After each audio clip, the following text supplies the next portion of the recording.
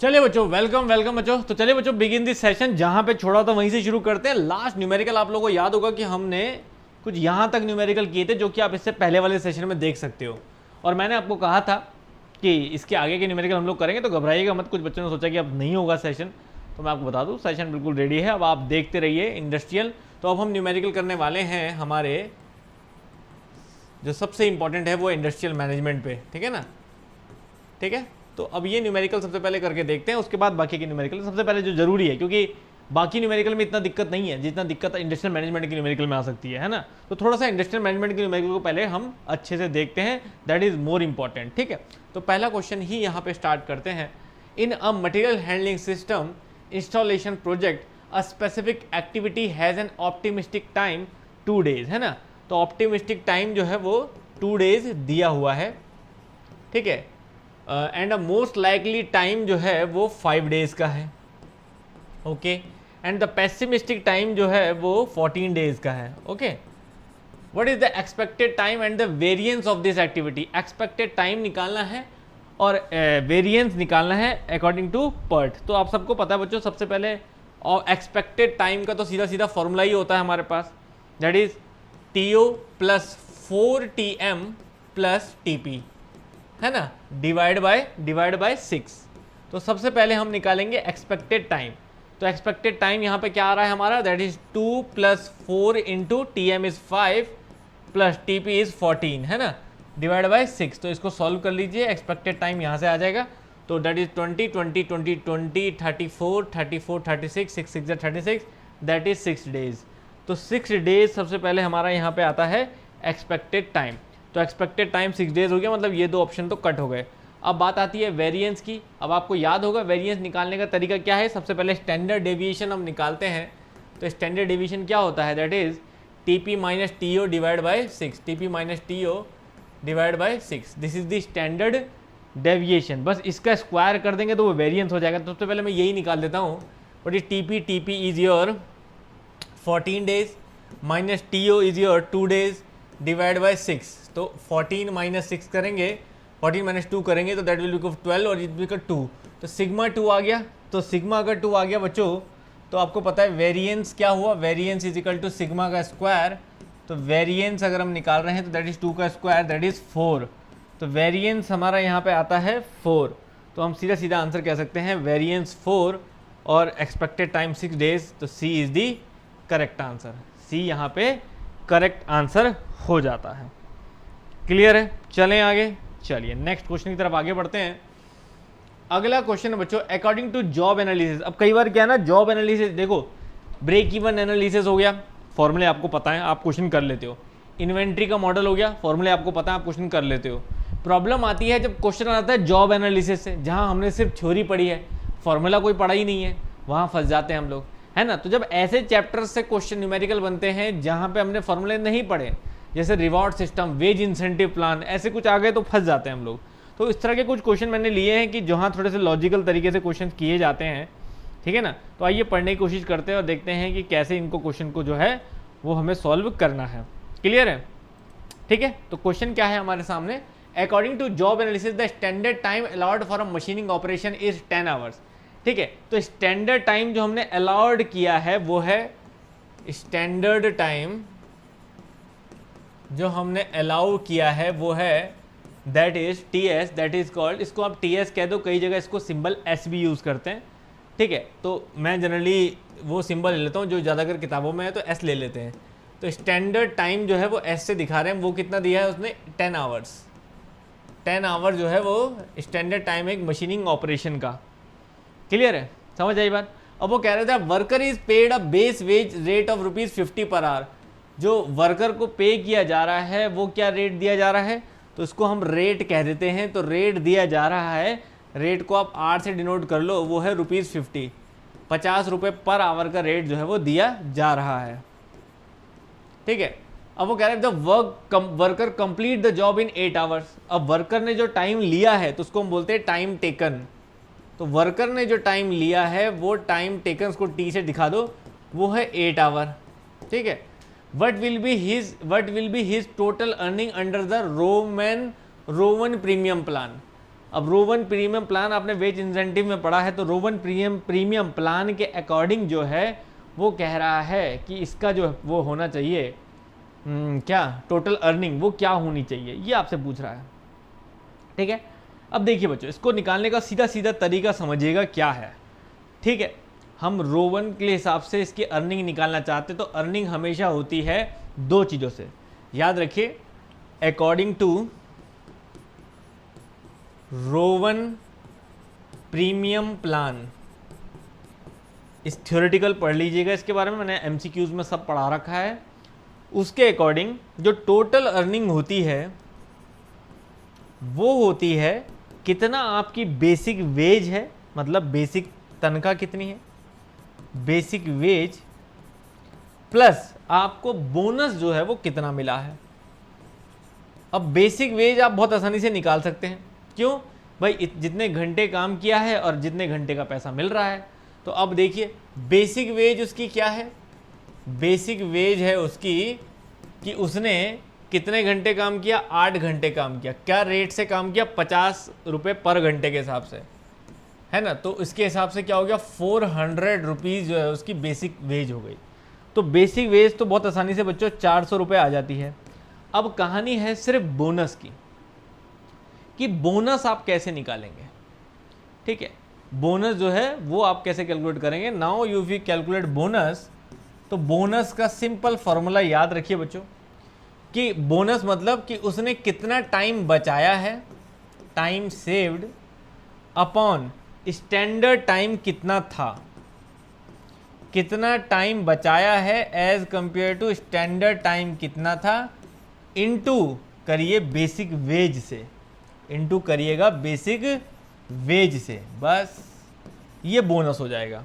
तो अब ये है रो 1 के अकॉर्डिंग बोनस क्या मिला उसे। तो अगर आप देखोगे तो टाइम कितना बचाया उसने, देखो टाइम इतना बचाया कि स्टैंडर्ड टाइम था 10 घंटे, उसमें से उसने 8 ही घंटे लिए, तो उसने कितने घंटे बचाए, 2 घंटे। तो इसका मतलब हम कहेंगे that is S minus T upon standard time S into basic veg आपने निकाली 400। बस अब यहाँ पे अगर आप देखो तो S है आपका 10 घंटे माइनस 8 घंटे अपॉन 10 घंटे into 400।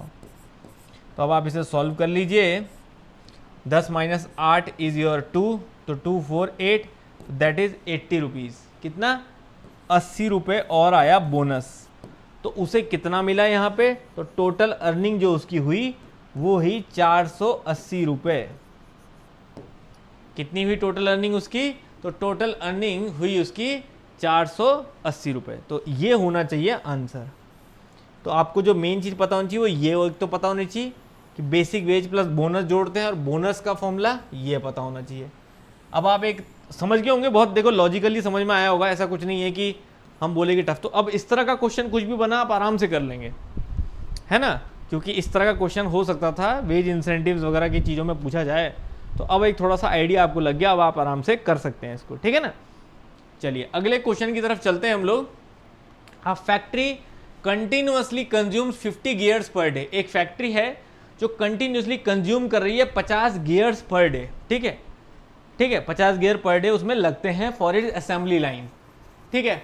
The procurement lead time taken by the supplier to deliver after the order is placed is 6 days. तो लीड टाइम आपको दिया हुआ है, देखो लीड टाइम जो है वो आपको दिया हुआ है 60 days, okay. Due to supplier unreliability the factory decided to maintain safety stock, ठीक है। हमने अपने खतरे को जानते हुए एक सेफ्टी स्टॉक भी मेंटेन किया। वो सेफ्टी स्टॉक हमने मेंटेन किया है, फैक्ट्री ने मेंटेन किया है 100 गियर्स का। 100 गियर्स जो है वो अपने पास सेफ्टी के तौर पे रखते हैं। और डेली डिमांड भी उसे पता है। डेली डिमांड क्या बोला, 50 गियर्स पर डे आपके जो है वो जाते हैं, ठीक है। तो डेली डिमांड भी हम देखें अगर, तो डिमांड जो है वो 50 गियर्स पर डे है, ठीक है। अब वहां पे कह रहा है कि at what inventory level should the factory place a new purchase order, ठीक है। किस इन्वेंट्री लेवल पे फैक्ट्री को नए परचेज ऑर्डर जो है वो प्लेस करने चाहिए। तो एक तरह से ये क्या है बच्चों, देखो मैंने दो चीज़ इसमें करी है। एक, मैंने डायरेक्ट ये भी नहीं पूछा कि क्या निकालने को बोल रहा है, मैंने उस चीज़ को उसकी डेफिनेशन की फॉर्म में लिख दिया। क्या कि एट वट इन्वेंट्री लेवल, किस इन्वेंट्री लेवल पे should the factory place a new purchase order. अब बच्चों न्यू परचेज ऑर्डर किस इन्वेंट्री लेवल पे किया जाता है, उस इन्वेंट्री लेवल को कहते क्या है, तो उस इन्वेंट्री लेवल को कहते हैं रीऑर्डर पॉइंट। याद रखिए, then inventory that inventory level is called reorder point. तो मैंने रीऑर्डर पॉइंट ना कह के जान के इसे आपको क्या कह दिया कि किस इन्वेंट्री लेवल पे परचेज ऑर्डर करना चाहिए, तो वो आपको ध्यान रखना है कि रीऑर्डर पॉइंट की बात हो रही है। और रीऑर्डर पॉइंट में अगर आपको याद हो तो रीऑर्डर पॉइंट या रीऑर्डर लेवल जो है वो मैंने आपको डायरेक्ट बता रखा है कि आप क्या करोगे, डेली डिमांड कितनी है इनटू लीड टाइम, और अगर आपने सेफ्टी स्टॉक रखा है तो वो भी ऐड कर दीजिए सेफ्टी स्टॉक। बस अब देखिए डेली डिमांड कितनी है 50, लीड टाइम कितना है 6 दिन का, प्लस आपने सेफ्टी स्टॉक कितना रखा 100 गियर का, तो यहाँ पे हो गया 300, 300 प्लस 100 400 गियर। तो 400 गियर जो है एक लेवल है जिसके बाद आपको ऑर्डर प्लेस कर देना है। जैसे ही 400 गियर पे पहुँचेगा ऑर्डर प्लेस आपको कर देना है। तो that is the B correct answer. Clear है? तो क्वेश्चन सिंपल है, आपने कई बार कर दिया है, लेकिन ये जो हमने बनाया है वो सिर्फ क्या बनाया है, लैंग्वेज थोड़ा सा बेटर बनाई है। क्लियर है? समझ गए? सेम ऐसे ही ब्रेक इवन पॉइंट के ऊपर क्वेश्चन बनते हैं। अब manufacturing company reports actual total sale of ₹5 lakh, ठीक है, for the financial year. The companies margin of safety, अब देखो मार्जिन ऑफ सेफ्टी, छोटे मोटे क्वेश्चन आप कर लोगे, ब्रेक इवन पॉइंट निकालना और ये सब निकालना। जो सिर्फ फंसते हैं वो फंसते हैं margin of safety, profit volume ratio, in questions में, है ना। तो इसलिए वो हमने यहाँ पे ले लिए हैं कि उसको कैसे सॉल्व करना है।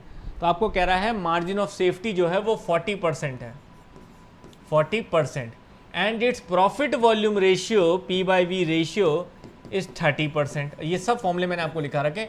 Based on this data what is the fixed cost of the company, आपको कंपनी की फिक्स्ड कॉस्ट निकालनी है बच्चों। फिक्स्ड कॉस्ट कंपनी की क्या होगी, ठीक है, समझ आ रही बात। थोड़ा सा चीज़ें जो है वो देखने वाली हैं। तो याद रखिए ये मार्जिन ऑफ सेफ्टी हम परसेंटेज में बोल रहे हैं, परसेंटेज कि companies margin of safety is 40%। ये मार्जिन ऑफ सेफ्टी आपको वैल्यू में नहीं पता अभी, ठीक है ना, लेकिन आप निकाल सकते हैं। तो सबसे पहले है कि फिक्स्ड कॉस्ट कैसे निकालेंगे। अब देखो आपको याद हो बच्चों, तो ब्रेक इवन पॉइंट पे जब हम सेल निकालते हैं, ब्रेक इवन पॉइंट सेल्स, याद है आपको फॉर्मूला, भाई मार्जिन ऑफ सेफ्टी जहाँ जहाँ आता है वो फॉर्मूले आप समझ सकते हैं।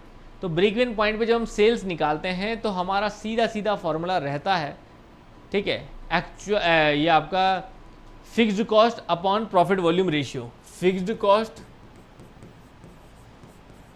Upon profit volume ratio. या आपको याद हो कि प्रॉफिट वॉल्यूम रेशियो को हम लोग जब निकालते हैं तो इस फॉर्मूले से निकालते हैं। अब देखो ये आपको पता है लेकिन ये दोनों नहीं पता, ये हमें निकालना है।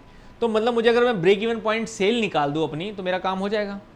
अब ब्रेक इवन पॉइंट सेल निकालना कितना आसान है, देखो ब्रेक इवन पॉइंट सेल के लिए मुझे क्या पता होना चाहिए, अगर मुझे ब्रेक इवन पॉइंट सेल निकालना है तो मुझे पता होना चाहिए मेरी एक्चुअल सेल क्या हुई है माइनस मेरा मार्जिन ऑफ सेफ्टी क्या है, ठीक है, समझ आ रही बात, मार्जिन ऑफ सेफ्टी क्या है लेवल। बस ये सब फॉर्मूले लिखे हुए बच्चों, ये मत सोचेगा कि सर अचानक ये फॉर्मूले कहाँ से आ गए क्या। अगर आपने ब्रेक इवन पॉइंट चैप्टर पढ़ा है तो ये सब चीज़ें करी हुई है आपने, लिखी हुई हैं, अब आपको बस यूज़ करना है। तो जिसने वो नहीं रिवाइज किया उसके ये सब समझ में नहीं आएगा। तो इसलिए इसमें ये मत सोचेगा कि सर हमारे समझ क्यों नहीं आ रहा है, तो मतलब आपने रिवीजन नहीं किया। आप रिवीजन ही करना पड़ेगा बच्चों, और कोई चारा नहीं है, मतलब मुझे पूरा चार्ट समझाना पड़ेगा नहीं तो, समझ रहे ना। तो मैं डायरेक्ट ही यूज़ करूँगा, आपको रिवीजन ही करना पड़ेगा इसको करने के लिए। तो यहाँ पे अगर देखो तो एक्चुअल सेल क्या है, एक्चुअल सेल है 5 lakh, 5 lakh minus margin of safety 40% है। किसका 40%? सेल का ही होता है, एक्चुअल सेल का। तो that is the 0.4 of 5 lakh, ठीक है ना, ये होता है। तो अब आप इसे सॉल्व करोगे, देखो 5 लाख कॉमन भी लोगे तो 1 माइनस 0.6, तो 60% ऑफ 5 लाख आप निकालो तो 3 लाख निकल के आएगा, 6 5 30, तो दैट इज कॉल्ड 3 लाख, ठीक है, दैट इज कॉल्ड 3 लाख। तो ₹3 लाख जो है वो आपकी आई ब्रेक इवन पॉइंट सेल। कि मतलब 3 लाख की सेल्स के बाद नो प्रॉफिट नो लॉस की कंडीशन में आप चले जाते हैं, उसके बाद आप प्रॉफिट करते हैं। ये 3 लाख पे आप जो है नो प्रॉफिट नो लॉस में है। तो अब यहाँ पे पुट करो 3 लाख, यहाँ पे फिक्स्ड कॉस्ट आपको निकालनी है और प्रॉफिट वॉल्यूम रेशियो क्या दिया है 30%, बस। तो इसको पुट करो 0.30। तो नाउ फिक्स्ड कॉस्ट क्या होनी चाहिए 30% ऑफ 3 लाख, तो दैट विल बी 90,000। 3 3 9 है ना, तो 2 जीरो हटा दो तो बनेगा क्या 90,000। तो आंसर जो है वो बहुत आसानी से यहाँ पे निकल आता है बच्चों। बस कुल मिला के एक फार्मूला दिस वन, तो ये फार्मूला आपको पढ़ना ही पड़ेगा बच्चों। आप मार्जिन ऑफ सेफ्टी मैंने अच्छे से समझा रखा है रिवीजन में भी, वो समझेंगे तो फॉर्मूले आ जाएंगे। और फॉर्मूले कई तरह के लिखाए हैं आपको वहाँ पे मैंने, पर उसी को वो सब फॉर्मूले याद रहते हैं जिसको समझ में आया है। कंसेप्ट नहीं समझ में आया तो कभी भी ये फॉर्मूले याद नहीं रहेंगे, ये गारंटी लगा लो आप, ठीक है। जब तक कंसेप्ट समझ नहीं आएगा ये फॉर्मूले याद नहीं रहेंगे। तो यहाँ पे आंसर आता है 90,000 बच्चों, जिसको आप टिक कर सकते हैं और आगे बढ़ सकते हैं। क्लियर है? चलें अगले क्वेश्चन पे। नेक्स्ट क्वेश्चन पे आते हैं। Manufacturing company has an annual demand of 10,000 unit. एक मैन्युफैक्चरिंग कंपनी है जिसकी एनुअल डिमांड जो है वो है 10,000 unit, okay, for a particular raw material. The cost of placing an order is ₹250। The cost of placing an order, ठीक है। तो ये एनुअल डिमांड है, placing an order, cost of placing an order is ₹250 and the inventory holding cost, तो CO ordering cost आपकी 250 है और holding cost आपकी जो है वो 5 पर यूनिट पर ईयर है, पर ईयर, ठीक है। The company management has decided to allow plant shortage, estimating the shortage cost rupees, shortage cost भी आपको दी हुई है यहाँ पे ₹4 पर यूनिट पर ईयर। तो what is the optimum order quantity under this shortage model, ठीक है। शॉर्टेज मॉडल बच्चों, यही चीज़ मैंने DRDO में बताई थी कि ध्यान रखना है शॉर्टेज मॉडल का। बाकी क्वेश्चन में कोई दिक्कत नहीं है, सिर्फ EOQ अगर निकालने को आता है, इन जनरल तो अलग है, और शॉर्टेज मॉडल के हिसाब से आता है तो फॉर्मूला क्या हो जाता है 2DCOCH, साथ में ये भी लिखना होता है CH + CS, that is your shortage cost, CH + CB। इसको शॉर्टेज बोल दो या बैक ऑर्डर कॉस्ट बोल दो, एक ही बात है। इसको मैंने शॉर्टेज में शायद CS लिखाया होगा आपको, वही आप लोग रखिएगा, ठीक है। CS या +CS ऐसे करके CS ही लिखा होगा जहाँ तक मुझे सिंबल ध्यान है, ठीक है। बस अब आप पुट करिए और आंसर निकालिए। तो आपको पता है कि ये कितना है 2 × दैट इज 10,000 इंटू ₹250, ठीक है, divide by 5 under root that is CH is 5 + 4 upon that is 4, है ना, 9/4 दैट इज 3/2। अब इसको सॉल्व कर लीजिए कितना आ रहा है, ये सॉल्व कर लीजिए कितना आ रहा है। 3/2 साथ में मल्टीप्लाई हो जाएगा, मतलब 1.5 आ जाएगा। इसको सॉल्व कर लीजिए कितना आ रहा है। तो 52000 2 2 4 4 25 10,000, तो ये 10,000 के आसपास आ जाएगा। ये आ जाएगा 1000 यूनिट इंटू दैट इज 5/3/2, तो दैट इज 5 3 15, तो ये आ गया 1500 यूनिट बच्चों। 1500 unit is the correct answer, 1500 unit is the correct answer. बाकी नॉर्मल EOQ मॉडल तो आप कर ही लेंगे, है ना, नॉर्मल EOQ मॉडल तो आप कर ही लेंगे, उसमें तो कोई समस्या है नहीं किसी को भी। क्लियर है? ठीक है ना, तो वो करने में किसी को भी कोई समस्या नहीं है, सभी लोग जो है वो कर लेंगे। चलें आगे, नेक्स्ट क्वेश्चन की तरफ चलें। चलिए अगला क्वेश्चन हमारे पास क्या है बच्चों, ये क्वेश्चन है in a CPM network a specific activity connects node 3 tail event to node 4 head event, ठीक है। तो नोड 3 से हेड इवेंट नोड 4 जो है वो कनेक्टेड है, ठीक है। अब यहाँ पे earliest expected time of node 3 आपको दिया हुआ है 10 डेज। तो अर्लीस्ट स्टार्ट टाइम आपको दिया हुआ है, ये समझ लीजिए 10 डेज। लेटेस्ट अलाउएबल टाइम, ठीक है, latest allowable time is 14 days. तो latest allowable time, earliest start time, earliest late time, earliest finish time, earliest, तो latest allowable time is 14 days. Latest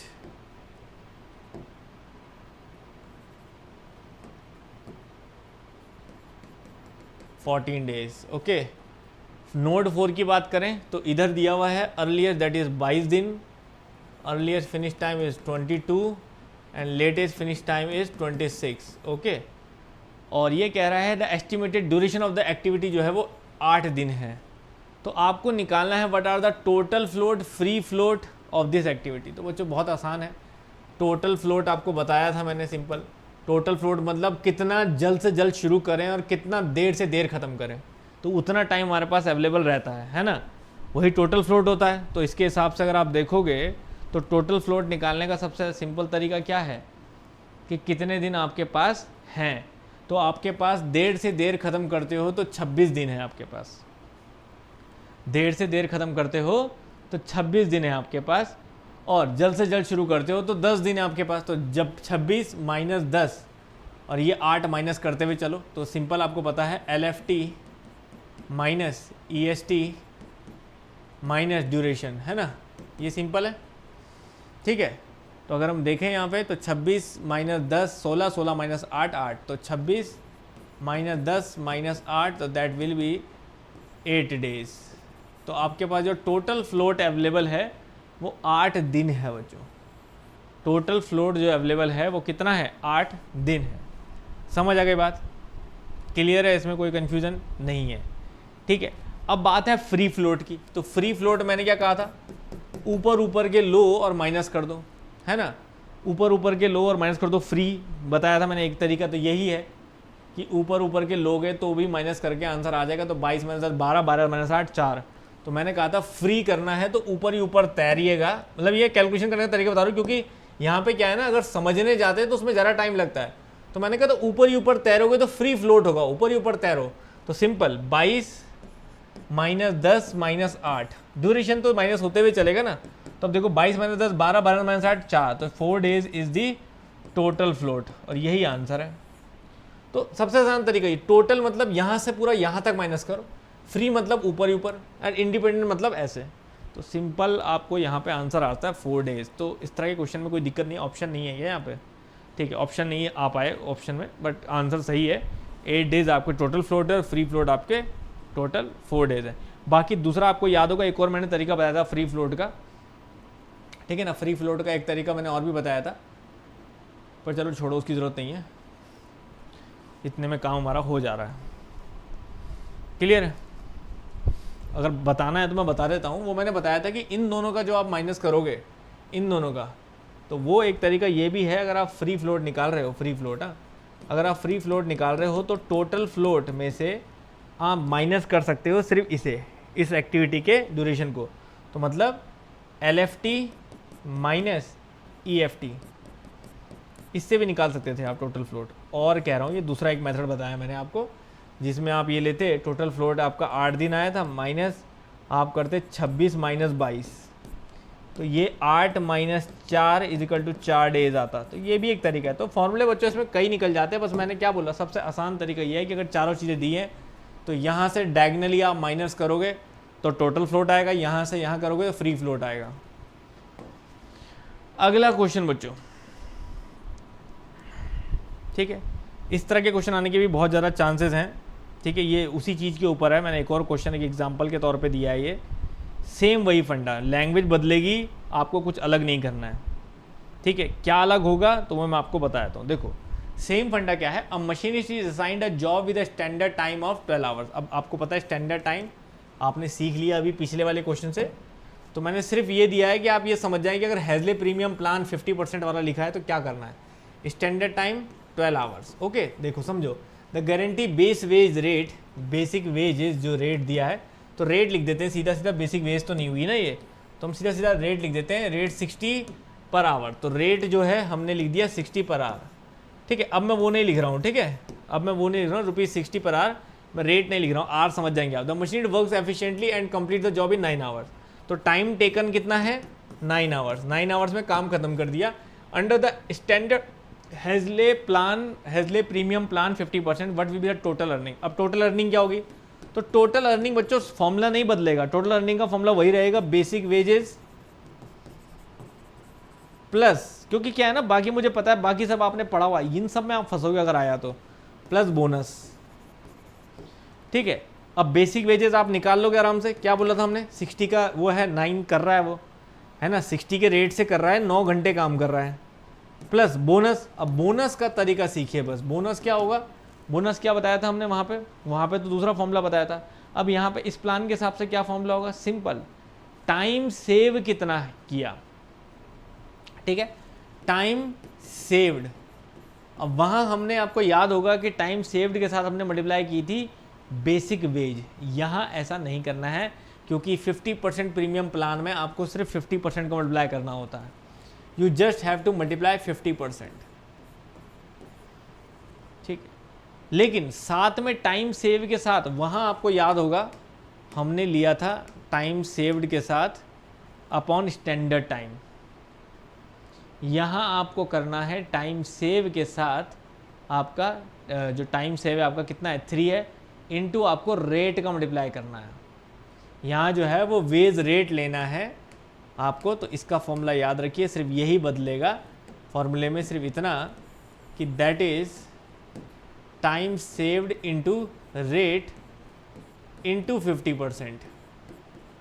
ये तो this is the only formula जो change होता है। Bonus, मैंने बोला ना, बोनस का ही फ़र्क है बस, और कुछ नहीं। टाइम सेव कितना, वही अगेन 12 घंटे स्टैंडर्ड टाइम है ये, तो 12 माइनस 9, रेट कितना लगाया 60 रेट पर आवर इंटू 50% मतलब 0.5। तो 12 माइनस 9 3, तो 3 इंटू 60 इंटू 0.5। तो यहाँ पे अगर आप देखो 3 6 300 3 6 18 180, 180 का 50% कितना हो गया 90। तो that is ₹90 is the bonus. तो बोनस कितना हो गया 90। तो फिर टोटल अर्निंग क्या हो गई 540 प्लस 90, तो दैट इज अर्निंग हो गई 630। तो ₹630 इज दी टोटल अर्निंग इस प्लान के हिसाब से। चांसेस रोमन वाले ही पूछने की है, इसलिए मैंने वो क्वेश्चन भी ले लिया, बट यहाँ आप जो है इस चीज़ पे फोकस, ठीक है ना। तो मैंने आड़े टेढ़े न्यूमेरिकल पे ज़्यादा ध्यान दिया है इंडस्ट्रियल के बच्चों। मैं ब्रेक इवन के न्यूमेरिकल करवाने में टाइम वेस्ट नहीं करना चाहता, क्योंकि बहुत बार करे हैं आपने और बहुत बार कराए भी है मैंने कहा ना, पिछली सीरीज़ देख लोगे तो वहाँ सब कुछ है। इन्वेंट्री के भी न्यूमेरिकल करे हुए हैं आप लोगों ने, तो ब्रेक इवन करा हुआ है, इन्वेंट्री करा हुआ है, लेकिन जो ये चीज़ें हैं फोरकास्टिंग तक करे हुए हैं न्यूमेरिकल हमने पहले प्रैक्टिस में, लेकिन जो ये चीज़ें हैं ये हमने कभी नहीं करी हैं। तो इसको कर लेते हैं, बाई चांस कुछ ऐसा आड़ा टेढ़ा क्वेश्चन बना तो हम कर लेंगे, है ना। क्योंकि मैंने आपको पहले ही बोला था कि ये सीरीज़ इसलिए नहीं करी जा रही है कि आपको यही करना है, पिछला कुछ नहीं करना है। ये इसलिए करी जा रही है कि अगर कुछ कमी रहती है तो उस कमियों को दूर करा जाए। क्या पता इससे इस तरह का क्वेश्चन कोई आए ना तो और अच्छी बात है, ठीक है ना। तो हम कमियों पे काम कर रहे हैं, हम कोई सिलेबस पूरा नहीं कर रहे हैं यहाँ पे। According to FW Taylor's strict piece rate system, ठीक है। एक और मैंने क्वेश्चन इस तरह का लिया है कुछ, पर ये वैसा नहीं है, ठीक है ना। ये थोड़ा सा अलग तरह से अर्निंग निकालने का क्वेश्चन है, ठीक है। ध्यान से पढ़िए, देखो कुछ अलग क्वेश्चन है ये। क्या बोल रहा है, FW Taylor strict piece rate system के हिसाब से a worker is paid 80% of the standard piece rate if output is below standard. अगर आउटपुट जो है वो बिलो स्टैंडर्ड है तो वर्कर को पे किया जाता है 80% के हिसाब से, ठीक है। अगर बिलो स्टैंडर्ड है तो बिलो स्टैंडर्ड के हिसाब से अगर हम बोलें, बिलो स्टैंडर्ड के हिसाब से, तो जो आउटपुट जो भी होगा, मतलब जो पेनल्टी रेट पड़ेगा वो 80% है, ठीक है। अब क्या कह रहा है, and 120% of the piece rate if the output is above standard. अगर अबव स्टैंडर्ड बनता है तो भैया 120%, मतलब वहाँ फ़ायदा है। The standard output for an 8 hour shift is ₹50 units, it's 50 units and the normal piece rate is ₹10 per unit. Worker A produces 45 units and worker B produces 55 units in a shift. What is the difference in their total daily earning. तो total daily earning में difference क्या होगा ये पूछ रहा है वो। तो देखो सीधी सीधी बात है, अगर आप बिलो स्टैंडर्ड बना रहे हो तो आपको क्या लगनी चाहिए, पेनल्टी लग रही है आपको। 80% ही मिल रहा है ना आपको पेमेंट बस, तो पेनल्टी लग रही है। अगर आप अबव स्टैंडर्ड बना रहे हो तो आपको रिवॉर्ड मिल रहा है, आपको 20% एक्स्ट्रा मिल रहा है। समझ रहे ना, ये है सिंपल मतलब। अब किसका 80% किसका 20%, जो रेट है, रेट क्या है ₹10 लिखा था ना कहीं, ₹10 पर यूनिट का रेट है।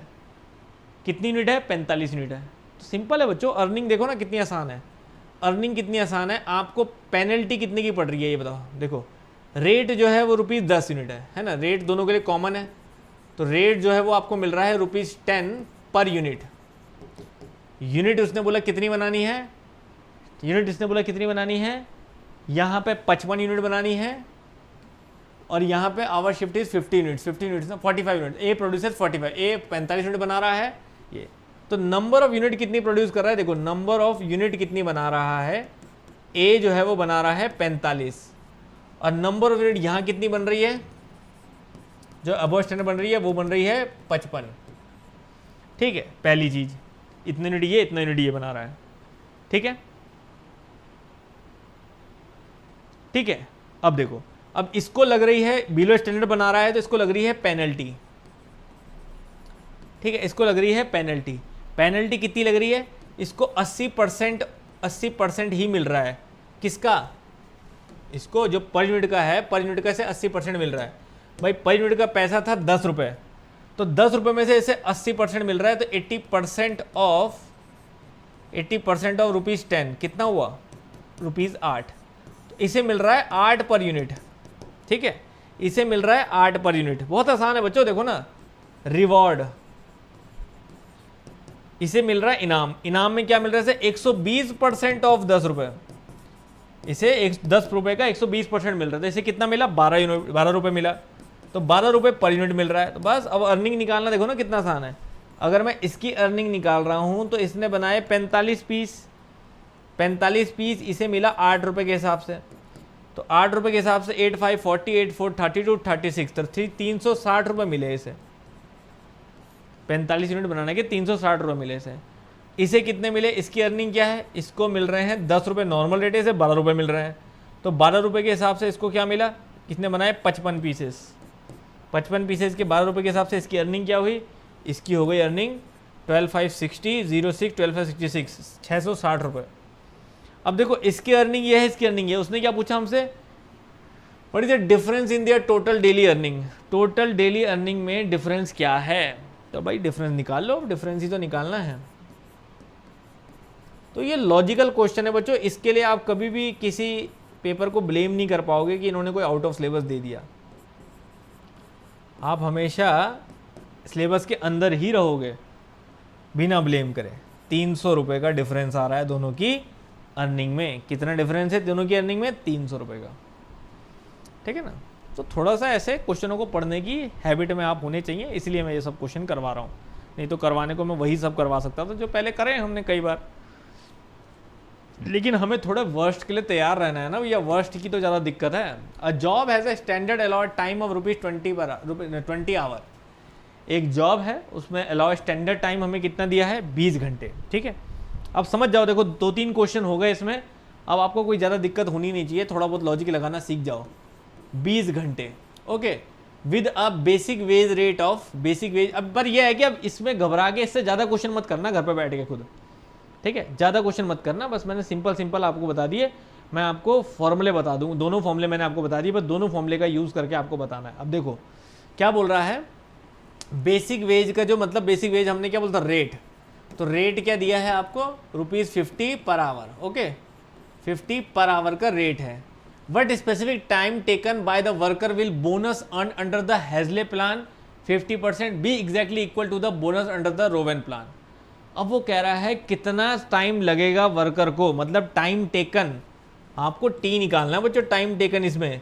और उसने लॉजिक क्या दिया, उसने कहा कि क्या टाइम लगेगा वर्कर को अगर बोनस जो उसे मिल रहा है, बोनस ऑफ हैजले प्लान का जो बोनस था वो इक्वल हो जाए बोनस ऑफ रोवेन प्लान। देख लो, तो आपको सिर्फ दोनों के फॉर्मूले लिख देने हैं बच्चों, और कुछ भी नहीं। समझ ना क्या था फॉर्मूला, आपको याद होगा, 0.5 ऑफ टाइम सेव, मतलब S minus T into R था, नहीं था, 50% of S minus T into R. ये फॉर्मूला था हैजले प्लान का। और बोनस का क्या था formula, S minus T upon S into basic wage, है ना, इंटू बेसिक वेज। और बेसिक वेज क्या थी, T इंटू आर। याद है बेसिक वेज क्या थी, T इंटू आर। तो मैं दोबारा से लिख देता हूँ, 0.5 ठीक है, इसको थोड़ा सा और अच्छे से लिख दूँ मैं, टाइम, चलो कोई बात नहीं, समझ जाओगे ना। एस माइनस टी क्यों लिखा, time saving, S minus T into R is equals to S minus T upon S into basic wage is कितना होता है, टी इंटू आर। अब देखो बच्चों, हमें टी निकालना है। सबसे पहले क्या करो, एस माइनस टी से एस माइनस टी कट गया, ठीक है, आर से आर कट गया, आपको सिर्फ निकालना है टी। तो टी क्या आएगा, T is equal to S into 0.5 and what is T, T standard time कितना है 20 पर आर, 0.5 मतलब 10 आर। खत्म क्वेश्चन, बताओ इससे आसान कुछ हो सकता है। तो कुल मिला के अगर ये आ जाए ना बच्चों, अब तो मैं कहूँ कि इतनी तैयारी आपकी है इस क्वेश्चनों की कि अगर आ जाए तो आपके लिए बहुत आसान हो जाएगा। हमारे बच्चे तो कर ही लेंगे, मैं तो कह रहा आ जाए, अब कम से कम एक क्वेश्चन तो आ जाए न्यूमेरिकल, जो खुशी हो जाए कि चल यार हमने करके गए थे, है ना। चलो, पर उम्मीद कम है, उम्मीद कम है, ये पहली बता रहा हूँ, उम्मीद कम है। सिर्फ मैं DRDO SSC जैसे पेपर को देखते हुए आंकलन लगा रहा हूँ कि ऐसे क्वेश्चन आए, इसलिए करवा दे रहा हूँ, ठीक है, बट उम्मीद कम है, इसलिए बहुत ज़्यादा मत करिएगा, इससे ज़्यादा क्वेश्चंस मत करिएगा, इतने ही इंपॉर्टेंट है, ठीक है ना। क्लियर है बच्चों।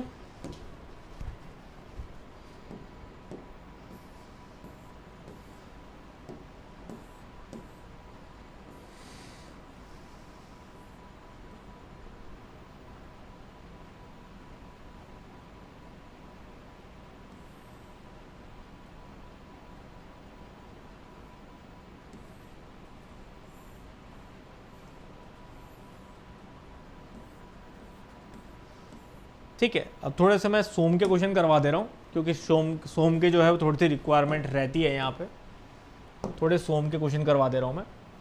वैसे तो सोम में ऐसा कोई दिक्कत आती नहीं है, और ना ही सोम में कोई बहुत डिफ़िकल्ट क्वेश्चन बनते हैं, बट फिर भी करवा दे रहा हूँ हल्का फुल्का करके कि चलिए कोई बात नहीं, पर सोम में ऐसे कोई समस्या आएगी नहीं आपको, ठीक है। फिर भी कर लेते हैं कुछ एक दो क्वेश्चन फटाफट, ठीक है। जैसे कि a mechanical steel component has a yield strength of, yield strength कितना दिया है 300 मेगा पास्कल, ओके।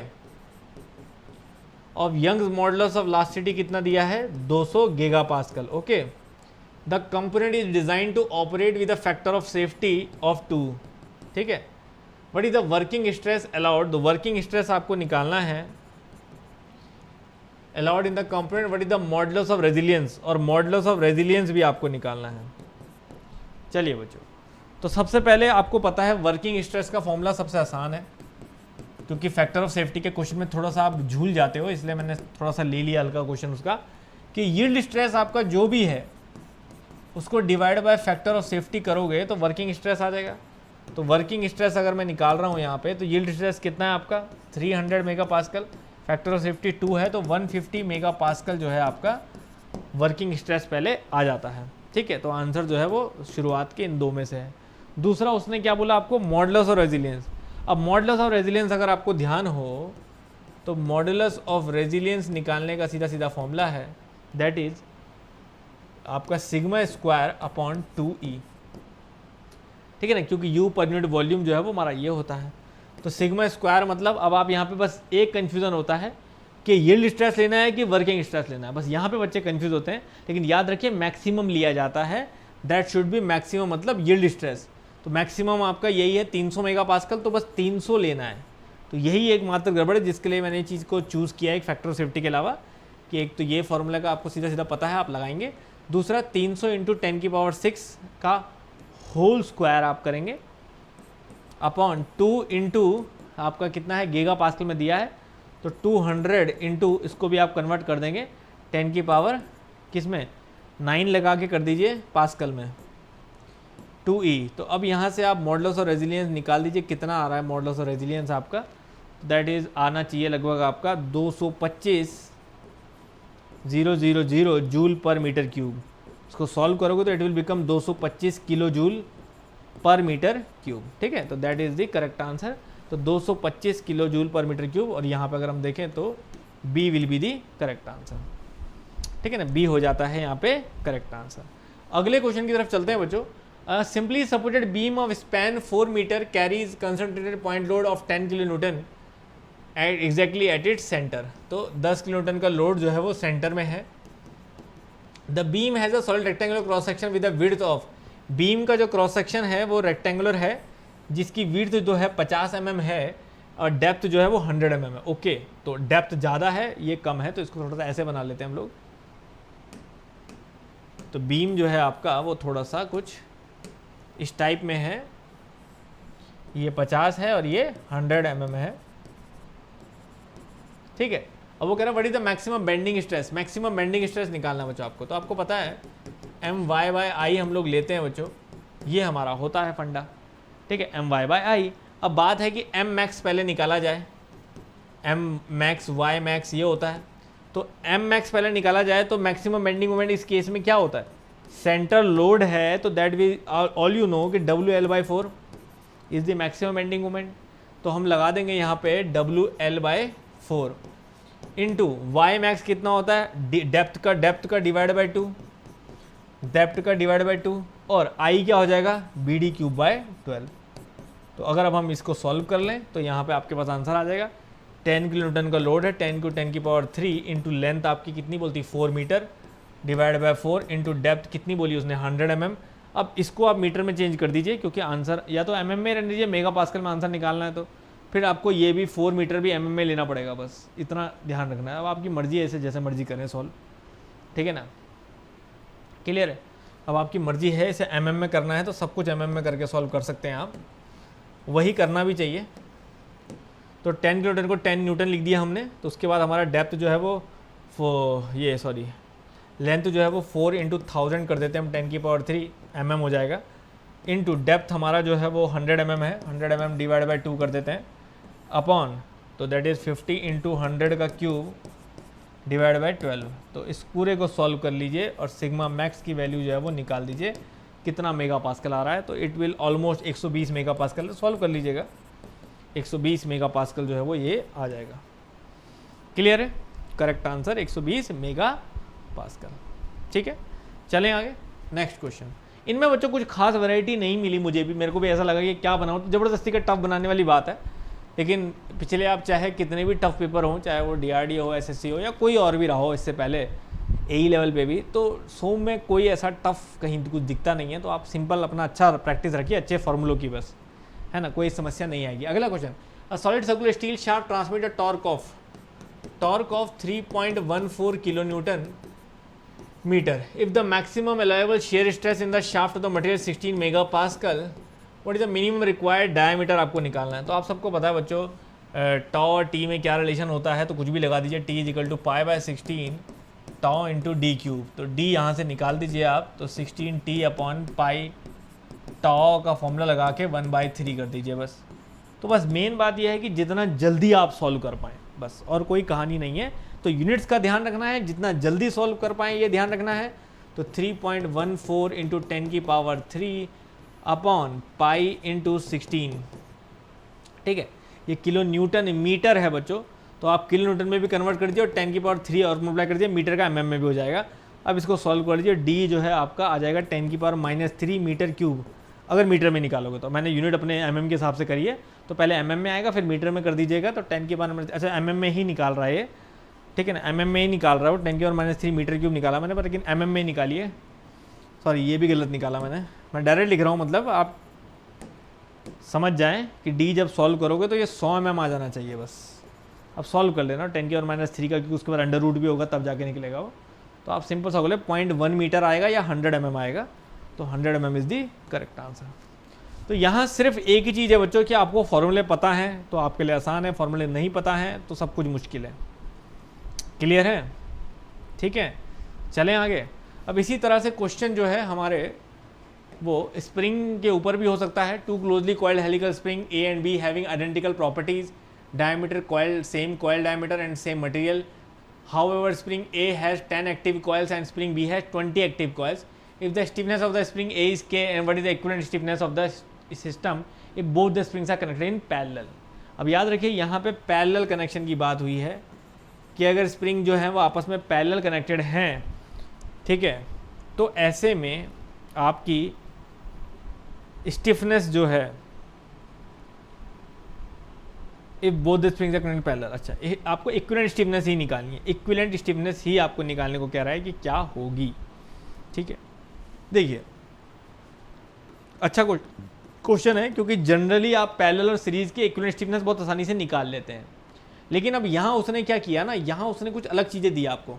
उसने कहा number of active coils A spring की 10 है, number of active coils B spring की 20 है, ठीक है, पहली चीज़।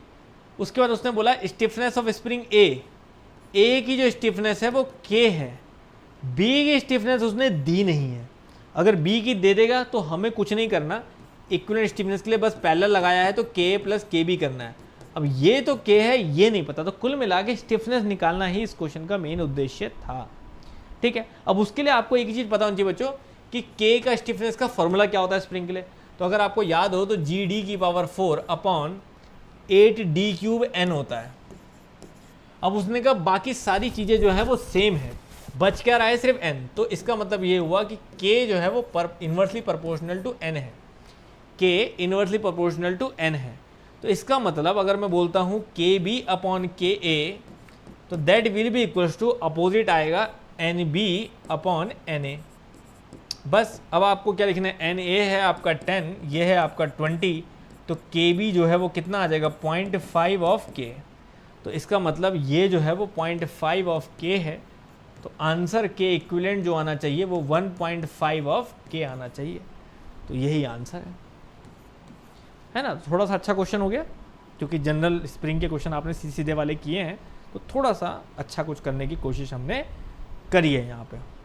क्लियर है, बताइए यहाँ तक कोई समस्या किसी को भी नहीं है? क्लियर है?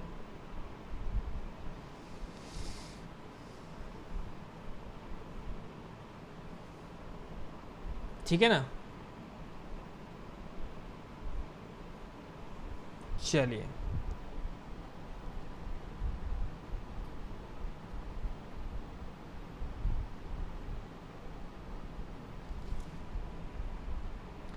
ठीक है। नाउ अब एक थोड़ा सा और अतरंगा क्वेश्चन करते हैं। देखो कई बार ऐसा क्वेश्चन भी हमें जो है वो कंफ्यूजन क्रिएट करता है, ठीक है। अब देखिए इस क्वेश्चन में भी क्या है, a thin cylindrical pressure vessel of internal dia, एक थिन सिलेंड्रिकल प्रेशर वेसल है जिसका इंटरनल डाया है 1000 mm। ध्यान से देखिएगा इस क्वेश्चन को, लास्ट क्वेश्चन है ये। एंड वॉल थिकनेस है आपकी 10 mm, okay. Is subjected to an internal fluid pressure of, internal fluid pressure कुछ दिनों पहले बच्चे पूछ भी रहे थे इसका डाउट, तो मैंने कहा था मैं न्यूमेरिकल में करा दूंगा। What is the absolute maximum shear stress. अब वो कह रहा है एब्सोल्यूट मैक्सिमम शियर स्ट्रेस क्या होगा ऑफ द मटेरियल। अब आप सब लोग जानते हैं कि हम हुप स्ट्रेस निकालते हैं तो that is P D upon 2t होता है। हम लॉन्गिट्यूडनल स्ट्रेस निकालते हैं जिसको हम सिग्मा 1 भी कहते हैं, तो पी डी अपॉन 2t। यहाँ पर निकालते हैं हम तो पी डी अपॉन 4t होता है, जिसको हम सिग्मा 2 भी कहते हैं नहीं कहते हैं। तो अगर हम ये निकालते हैं तो आप सबको पता है कि प्रेशर 2 मेगापास्कल दिया है और डायामीटर 1000 दिया है, थिकनेस 10 दी है, तो वी कैन सॉल्व इट। तो यहाँ से जो है वो 100 मेगापास्कल जो है वो निकल के आ जाता है सिग्मा 1।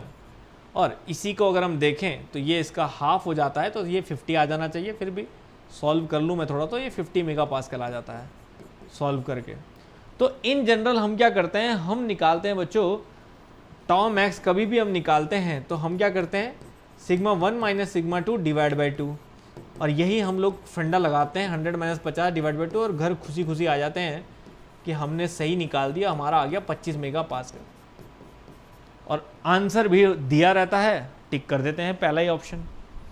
लेकिन याद रखिए ये क्या होता है, ये होता है maximum in plane shear stress. This is not the answer in that case, this is maximum in plane shear stress, in plane. लेकिन अगर आप एब्सोल्यूट निकाल रहे हैं तो वो आपका इन प्लेन नहीं हो सकता, वो ओवरऑल 3D बॉडी के लिए होगा, ठीक है ना। तो ऐसे में आप क्या करते हो, आप सिंपल ये करते हो कि 3D बॉडी के लिए जब आपको एब्सोल्यूट मैक्सिमम बोलता है तो हमेशा याद रखिए, सॉरी सिग्मा की जगह टॉ लिखना है मुझे। अगर आपको एब्सोल्यूट मैक्सिमम बोलेगा तो याद रखिएगा टॉ एब्सोल्यूट मैक्सिमम बोलेगा तो according to 3D Mohr's stress अगर आप देखोगे तो टॉ एब्सोल्यूट मैक्सिमम होता है सिग्मा 1 मैक्सिमम